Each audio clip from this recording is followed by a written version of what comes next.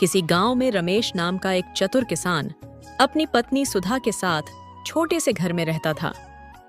रमेश के पास खेत का एक छोटा सा टुकड़ा था जिसमें वह फसल उपजाकर अपने परिवार का पालन पोषण करता था। रमेश बुद्धि का बड़ा ही तेज था। वह आसमान में देखकर बता देता था कि आज बारिश होगी या नहीं। इसी कारण गांव के सभी लोग उसकी इज्जत करते थे। तब एक दिन रमेश अपने खेत में हल चला रहा था।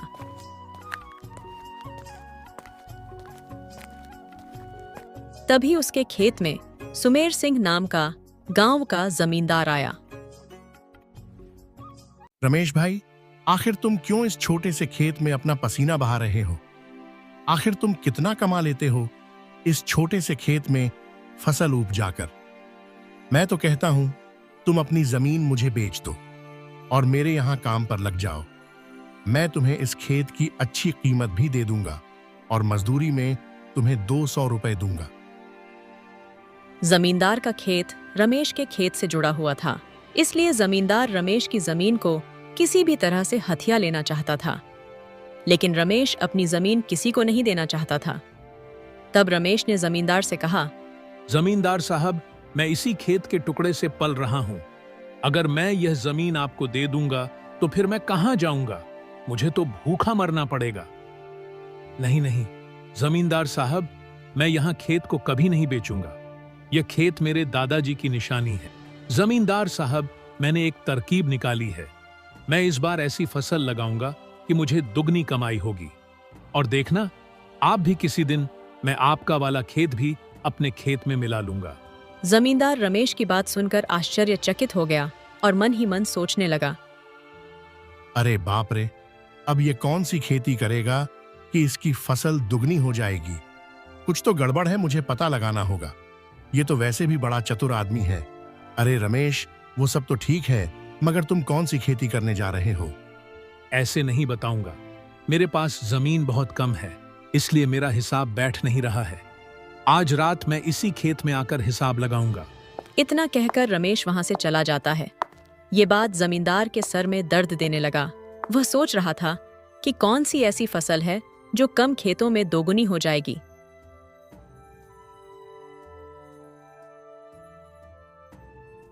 मुझे रमेश के घर जाकर पता लगाना पड़ेगा। मैं अब भी उसके घर जाता हूं।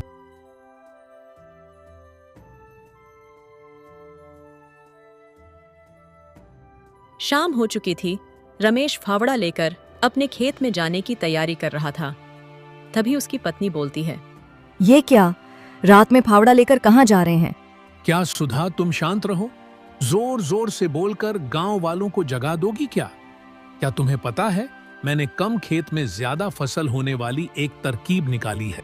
तुम देखना, मैं इस बार इतना अनाज पैदा कर दूंगा कि 5 साल में भी खत्म नहीं होगा। रमेश की बात जमींदार एक पेड़ के पीछे से छिपकर सुन रहा था। जमींदार के दिल दिमाग में बेचैनी छा गई। वह सोच रहा था कि ऐसी कौन सी खेती है जो कम खेत में दुगना हो जाएगा।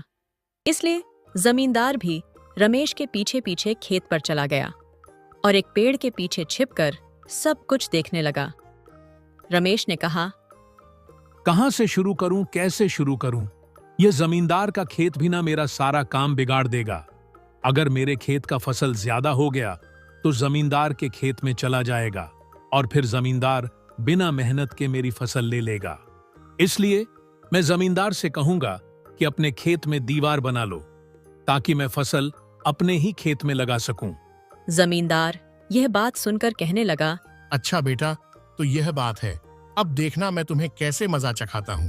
तू खेती तो अपने खेत में करेगा, मगर फसल को काटूंगा मैं। यह कहकर जमींदार वहां से अपना घर चला गया।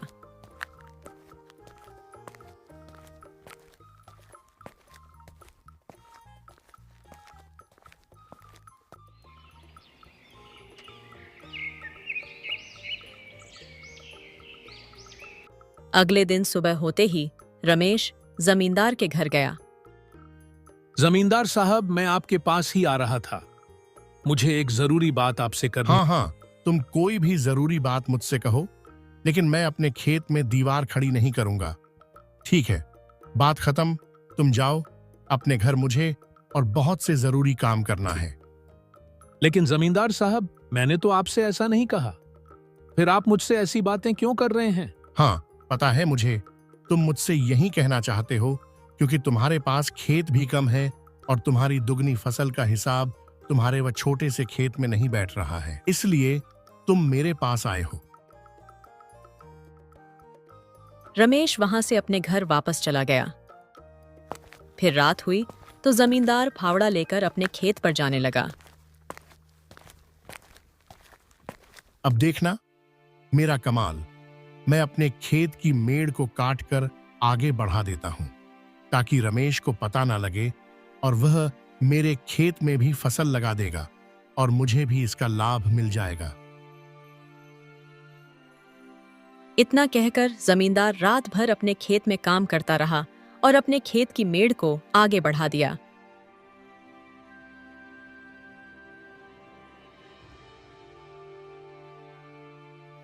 अगले दिन सुबह होते ही रमेश और उसकी पत्नी अपने खेत पर काम करने के लिए जाने लगे। खेत में पहुंचकर रमेश की पत्नी ने कहा, सुनो जी, आज अपना खेत कुछ बड़ा सा लग रहा है। हाँ सुधा, लग तो मुझे भी लग रहा है कि भगवान ने मेरी सुन ली। अब तो और भी ज्यादा फसल लगेंगे। चलो अब खेतों में बीज बो देते हैं। अब रमेश और उसकी पत्नी मिलकर दोनों फसल की बीज बोने लगते हैं। वे दोनों पूरे खेत में बीज बोने के बाद फसल होने का इंतजार करने लगते हैं। इसी तरह कुछ महीने बीत गए। जब फसल तैयार हुई तो वह धान की फसल थी। पूरा खेत धान की फसल से भर गया। जब फसल काटने की बारी आई तब जमींदार ने रमेश से कहा,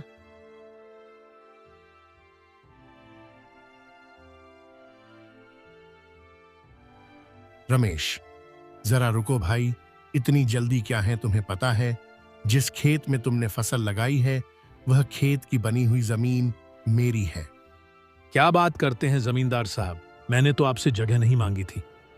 फिर आपने अपने खेत की मेड़ को काटकर जगह बढ़ा क्यों दिया? रमेश, मुझे वह सब नहीं पता, लेकिन यह बड़ी हुई जगह मेरी है। मैंने ही खेत की मेड़ को काटकर आगे बढ़ा दिया था ताकि तुम्हारी फसल की जड़ मेरे खेत में आ जाए। अच्छा, तो ये बात है। लेकिन जमींदार साहब, मैंने भी यही तरकीब लगाई थी, क्योंकि मेरे पास खेत कम था और कम खेत में दुगनी फसल कैसे संभव होगी। लेकिन आपने तो मेरे मन की बात सुन ली और कर भी दिया। जमींदार साहब, न मैंने आपको खेत बढ़ाने को कहा, न आपके पास आया, तो आपने अपने खेत की मेड़ को आगे बढ़ाया क्यों? इसलिए इस फसल पर आपका कोई हक नहीं है। जहां तक मेंढ है वहां तक आपका खेत। बाकी मेरी समझ गए जमींदार साहब। रमेश की बात सुनकर जमींदार आश्चर्यचकित हो गया और रमेश के दिमाग को मान गया। लेकिन फिर भी जमींदार हार मानने वालों में से नहीं था और इस बात का बदला लेने के लिए इंतजार करने लगा। तब कुछ महीनों बाद रमेश में बीमार पड़ गया और गेहूं की फसल की बुआई होने लगी। समय निकला जा रहा था। जमींदार उसकी हंसी उड़ाने के लिए उसके घर गया। क्यों रमेश, देखा ना बेईमानी का नतीजा, पड़ गया ना बीमार। अब तुम्हारे खेत को कौन जोतेगा? गेहूं की बुआई का समय निकल जा रहा है। अभी तक तो तुम्हारे खेत में हल भी नहीं चला। अब देखो तुम भूखे मरोगे। तुम्हारे पास खाने के लिए अनाज भी नहीं होगा। मालिक, मैं क्यों भूखा मरूंगा? मेरे पास दादाजी का खेत है ना, वह मुझे कभी भी भूखा नहीं मरने देगा। ऐसा वरदान है उसे खेत में। कैसा वरदान रमेश? मैं क्यों बताऊं आपको, आप जाओ यहां से। रमेश की आश्चर्यजनक बात सुनकर एक बार फिर जमींदार के सर में दर्द हो गया। जमींदार रमेश के घर से गया तो सही, मगर बाहर जाकर वह एक पेड़ के पीछे छिप गया और शाम होने का इंतजार करने लगा। जब शाम हुई तो दोनों पति पत्नी आपस में बात करने लगे। रात में रमेश की पत्नी ने पूछा, सुनो जी, दादाजी हमें ऐसा कौन सा वरदान देकर गए हैं जो हमें भूखा नहीं मरने देगा, और अभी तक तो हमारे खेत में हल भी नहीं चला है। फिर ये सब क्या है? अरे तुम जोर जोर से चिल्लाओ मत, ये बात गोपनीय है। अगर कोई सुन लिया तो हमारा राज सबको पता चल जाएगा और हमारा सारा काम बिगड़ जाएगा।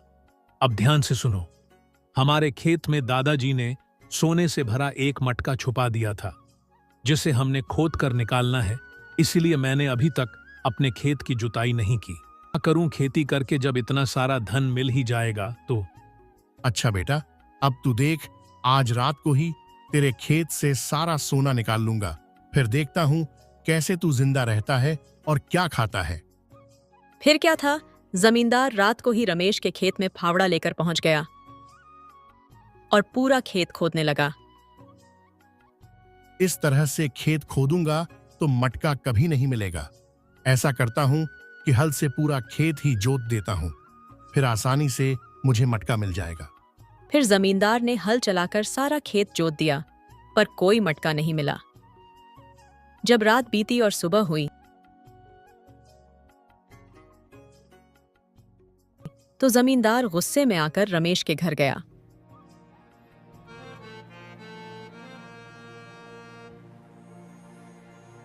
क्यों रे रमेश, कहाँ है सोने का मटका?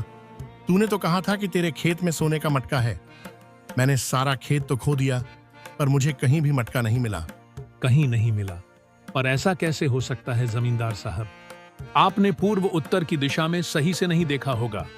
मैं अभी जाकर देखता हूं। अरे बेवकूफ, जाते कहाँ हो? मैंने सभी जगह पर खुदाई करके देख लिया। पूरब पश्चिम उत्तर दक्षिण पर मुझे कहीं पर भी मटका नहीं मिला। क्या आपने सारा खेत जोत दिया है?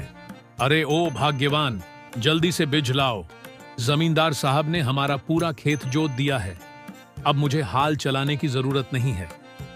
किसी ने सच ही कहा है, भगवान गरीबों की सुन ही लेते हैं।